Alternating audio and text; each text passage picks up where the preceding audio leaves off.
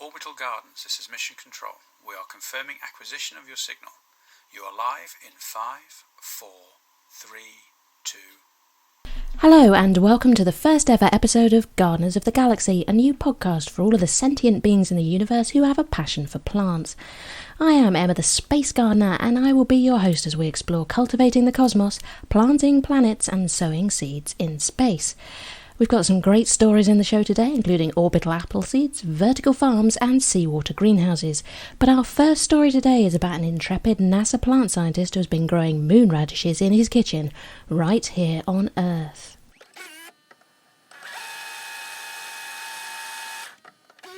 During the COVID-19 lockdown, people have turned to all kinds of things to keep themselves occupied. Some have taken the time to get fit, learn a new language, or get creative. Many people have taken to baking, which has led to shortages of flour, yeast, and, my dad tells me, glacé cherries. NASA scientist Max Coleman has also been in the kitchen, but with a different goal in mind. He's been working on an experiment that could help astronauts grow radishes on the moon. Why radishes? Coleman says they've been used in space before and they germinate very, very fast.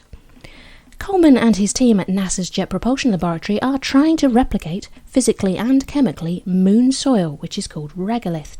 It's not like soils we find on Earth, being completely devoid of organic matter. It's really just rock, with particles ranging in size from fine dust to boulders. A year or so into their research, the team were poised to start hands-on tests of sensors that might eventually be used on the moon. Then COVID-19 came along and sent everyone to their rooms. The team kept in touch via video chats, and during one of those, an idea sprouted in Coleman's head for a homemade radish lab. They were discussing how they could, hypothetically, try growing some radishes with no nutrients and some with a small amount of nutrients. In no time at all, Coleman had ordered radish seeds and desert sand for home delivery, the sort of sand that's usually sold as a top layer to make pots of cacti look pretty. He says that the idea is to demonstrate how astronauts can use horticulture to grow their own food on the moon. This is one small step, showing whether lunar soil contains nutrients that plants can extract. They need the right chemical elements to make chlorophyll and grow cell walls. Radishes are so quick-growing that it would be possible to conduct such an experiment in one lunar day, which is equal to 28 Earth days. Coleman's experiment involved using recycled food packaging divided into 4 equal sections. He filled each section with desert sand and added a different amount of water in each section. He sowed his radish seeds using chopsticks as dibbers. What he found was that radishes in the section with the least water germinated first and best. That's an exciting result because water will have to be rationed for moon gardeners. He also managed to use folded aluminium foil to make electrodes using a battery tester to measure electrical resistance from the water and measure moisture levels and track evaporation in the sand. This kitchen sink ingenuity is all in the name of in situ resource utilisation, that is, enabling astronauts to make use of the moon's resources to provide the water, oxygen and materials they need. Blasting stuff into space is an expensive business, so the less you need to take with you, the better. The team's ultimate goal is to develop their experiment as a small payload on a commercial spacecraft going to the moon. It would put lunar soil in a chamber where water and air would be added in an attempt to grow radishes. There won't be any astronauts there to harvest them, of course, but the team plans on adding a small camera and to make images and other data available so that the children of Earth can watch radishes grow on the moon. I don't know about you, but I would watch that show.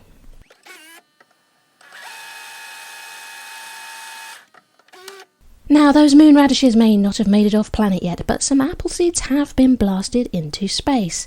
You may remember that in December 2019, Boeing launched its CST-100 Starliner capsule on its first mission to the International Space Station. The headline for that mission was that it didn't go according to plan and Starliner failed to dock with the ISS. After orbiting Earth 33 times in 48 hours, the capsule returned to Earth. So there will be a second test flight, which is currently scheduled for November 2020. At the time, I blogged about the tree seeds Starliner carried into space. It flew with a collection of seeds of several species: Douglas fir, loblolly pine, sycamore, redwood and sweet gum. They were a nod to the Apollo 14 mission, which carried the same mix of species into space in 1971. On their return to Earth, the Apollo seeds were planted across the USA and further afield and became known as the moon trees. That's a story for another day, and the Starliner seeds are destined to be distributed to Boeing sites, suppliers and other stakeholders across the country to grow the first generation of Starliner trees. I don't have any updates on that, so hopefully that's something we can come back to in future episodes. In the meantime, I recently became aware that another batch of seeds flew on the same flight, and this is a charming story. Mike Mongo wrote a book called The Astronaut Instruction Manual and does a lot of work getting kids interested in science and in careers in space. He has a YouTube channel of astronaut adventures. While he was working on his space stuff, Mike learned about Tim Peake's Principia mission to the ISS, which carried seeds from the apple tree whose falling fruit inspired Isaac Newton's theory of gravity. When those seeds came back to Earth, they were germinated and nurtured by scientists at Kew, and half a dozen space saplings went off to new homes earlier this year. Reading about those apple seeds led to an idea germinating in Mike's head, because the USA has its own apple-related hero, Johnny Appleseed. Johnny Appleseed was a real person who was born in America in 1774. He lived a strange and nomadic life. For more than 40 years, Johnny wandered the continent, planting hundreds of thousands of apple trees on the frontier. In doing so, he became a person of legend, often depicted wearing a cooking pot for a hat. He is also revered for his virtues, living in peaceful coexistence with plants, animals, and humans alike. There's almost nothing in the historical record about him, but it's estimated that he planted more than 6 million apple trees during his lifetime. Mike managed to track down a surviving tree planted by Johnny Appleseed, hatched a plan, found some organisations willing to help, and launched the Johnny Appleseed in Space project. It's seeds from that tree that went into space last year. The plan was for the space-flown seeds to be distributed to participating US schools for propagating and planting alongside seeds from the same tree that had stayed on Earth. That was the plan, but like so many plans this year, it was derailed by the COVID-19 pandemic. But now Mike has sent 10 seeds to Alexander Myers, a researcher in Ohio University's Department of Environmental and Plant Biology. Alexander has been charged with the care and germination of these genuine space apple seeds from the last living tree planted by Johnny Appleseed himself. So that's excellent news that the project is continuing, and gardeners of the galaxy will be keeping an eye out for future updates on Johnny Appleseed in space.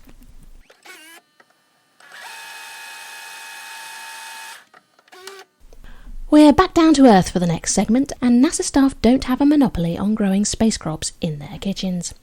Sitting on my kitchen windowsill, my Aerogarden is currently growing a crop of sage. I like to call it my space sage. The Aerogarden is an all-in-one tabletop hydroponic garden, and it's designed to be easy to use.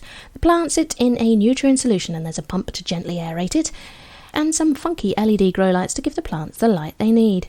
The Aerogarden has a timer to control the lighting and a warning light to tell you when to add more feed. Other than that, it's just a case of topping up the reservoir with water.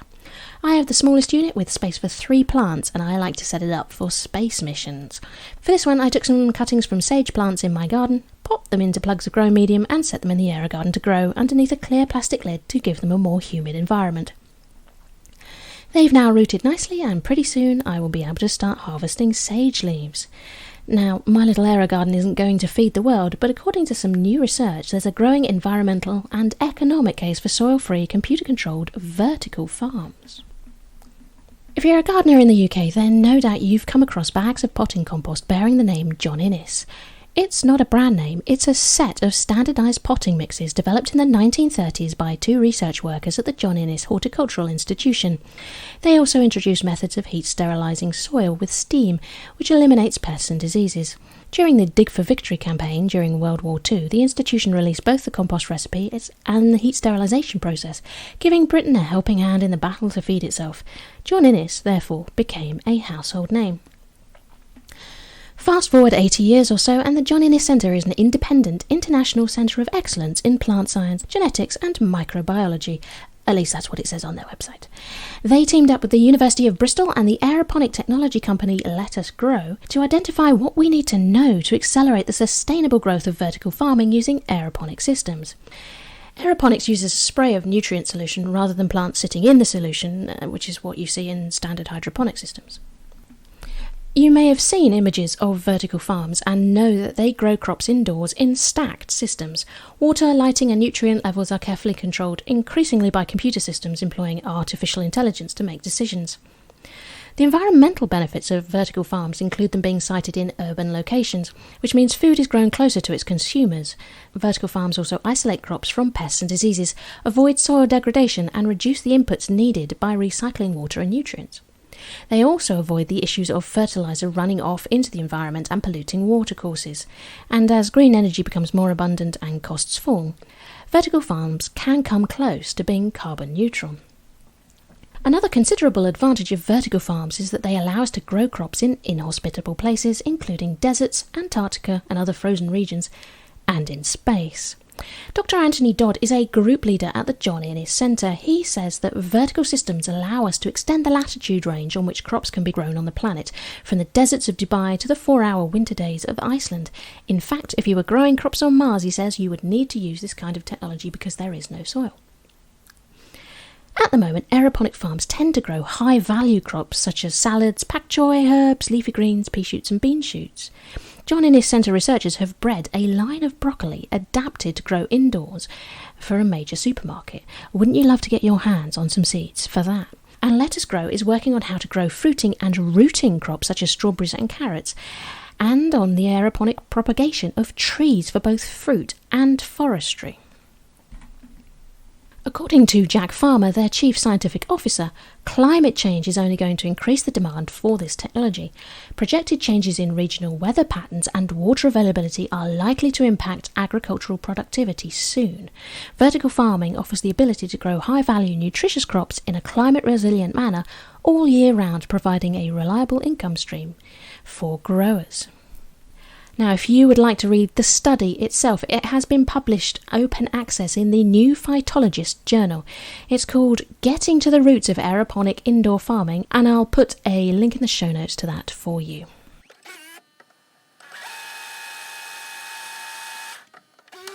So, those were the 3 primary payloads for this week's show: Johnny Appleseed in space, the future for vertical farms, and kitchen top moon radishes. But there's still some room left in the storage locker, so let's take a quick look at some other fascinating plant stories. Let's do the bad news first. New research has demonstrated that plant roots can suck up microplastics from the soil so that our food plants are now contaminated with plastic. Microplastics are tiny pieces of plastic less than 5 millimeters long. We shed them into our environment through using things like plastic food packaging, synthetic fibres and car tyres. They've previously been found in seafood, salt and even drinking water. What we don't know yet is what effect that's having on the environment and on human health. Odds are eating plastic isn't going to be good for us. If you're worried about that, and who isn't, then there are lots of resources out there to help you reduce the amount of plastic you use. Unfortunately, the pandemic has caused a resurgence in single-use plastics. Oil companies and plastic companies are capitalising on the crisis by insisting we need single-use plastic to keep everything sanitary. However, proper research is starting to show that's not true, and reusable containers and bags are perfectly safe, so hopefully we can get back on the plastic reduction track really soon. In better news, people are working on growing plants using seawater. One of the problems facing Earth is a shortage of clean drinking water, and that's a big problem because our crop plants are as thirsty as we are. The World Health Organization predicts that by 2025, half of the global population will be living in water-stressed areas. There's no shortage of water on Earth, of course, but most of it is salty. We can remove the salt from seawater to make it drinkable, but that's an energy-intensive process. Charlie Patton is the UK-based founder and director of the Seawater Greenhouse Project. It uses 2 things we have in abundance, seawater and sunlight, to grow food in the middle of the desert. Using an innovative method of desalination, solar-powered seawater greenhouses use salt water to create ideal growing conditions.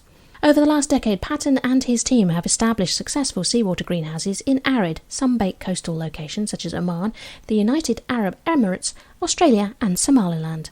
Inside, juicy cucumbers, plump tomatoes and brilliant red raspberries defy the challenging environment. In 2017, a competing team built the Sahara Forest Project. It's the size of 4 football fields located 15 kilometres from the Red Sea in Jordan. The theory behind these projects is that if you create a cooler, moist microclimate inside the greenhouse, plants will require less water. If you've ever encountered an evaporative cooling unit, you'll know that blowing air over cold water produces a cooling breeze. In seawater greenhouses, the water used is salt water. It evaporates into the greenhouse atmosphere, cooling it down and increasing the humidity. When it condenses, it can be collected and used to irrigate the crops in the greenhouse, revegetate the surrounding area, and even provide a source of clean drinking water. The salty brine that's left behind can be evaporated further to produce sea salt for cooking. There are plenty of obstacles to overcome before seawater greenhouses become commonplace, but it's lovely to see relatively simple technology allowing the desert to bloom. And so earlier on, I was talking about some of the pastimes people have been getting into during the pandemic. Of course, gardening has been a big one for many people. If you're lucky enough to have outdoor space, then it really relieves lockdown, and it's well documented that spending time outside in nature and gardening provide benefits for both our mental and physical health. I don't know what I would have done without my gardens, indoors and out, which have helped to keep me sane and also kept us well fed during the initial panic buying and food supply issues. I love the occasional stories you get in the media about gardeners finding long-lost wedding rings wrapped around their carrots. It happens regularly enough that it seems that planting carrots would be an excellent way to recover a ring if you think you lost it in the garden. It was recently reported that a homeowner in Germany found something a little more extraterrestrial in his garden. In 1989, he dug up a massive chunk of rock while digging a trench and left it to one side. Only in January of this year did it occur to him that his rock might have come from further afield, and he notified the Institute of Planetary Research at the German Aerospace Centre. They confirmed that it is the largest meteorite ever found in Germany, weighing in at over 30 kilos. It has been officially named Blaubeuren after the small medieval town where it was discovered. Geologically speaking, it's a breccia, a rock made from fragments of other stones. Somewhere in its past, it has experienced at least one violent collision. It should have a more peaceful future, though, as its owner hopes that it can be put on permanent display in a museum. And the British Museum's Portable Antiquities Scheme has been notified of several archaeological discoveries from people who had extra time to tend their gardens, including pottery, jewellery and medieval coins. Although many of these finds would not be classed as buried treasure, they do tell us interesting things about local history. That's why the British Museum is encouraging gardeners to notify their Portable Antiquities Scheme at finds.org.uk about any found objects. They note that most finders get to keep what they've unearthed. That wasn't true of the woman on the south coast of England who dug up an unexploded bomb left over from World War II. Unaware of what she had found, she threw it across the garden. Then she took it into the house to clean it up with a Brillo pad to take a closer look. After being advised what it might be, she rang the police, and bomb disposal experts later carried out a controlled explosion on the beach. So, keep an eye out. Digging in your garden could bring you treasure, but could also be a dangerous activity. Personally, I prefer no-dig garden, and my raised beds are filled with compost, topsoil and manure, so the only buried treasure I will be unearthing this year is potatoes. So that's it for this episode. I'll be blasting off with a new payload of intergalactic gardening goodies very soon. In the meantime, you'll find lots more information on growing plants on Earth and beyond on my website, theunconventionalgardener.com, and you can follow me on Twitter at Orbital Gardens. Thanks for listening. Goodbye. Orbital Gardens, this is Mission Control. We're confirming termination of your signal. The ground control team would like you to rerun the radish cropping experiment. Apparently, there was a bit of a mix-up with the samples you sent down, and the technicians had them for lunch. They did say to tell you they were very tasty. Mission Control out.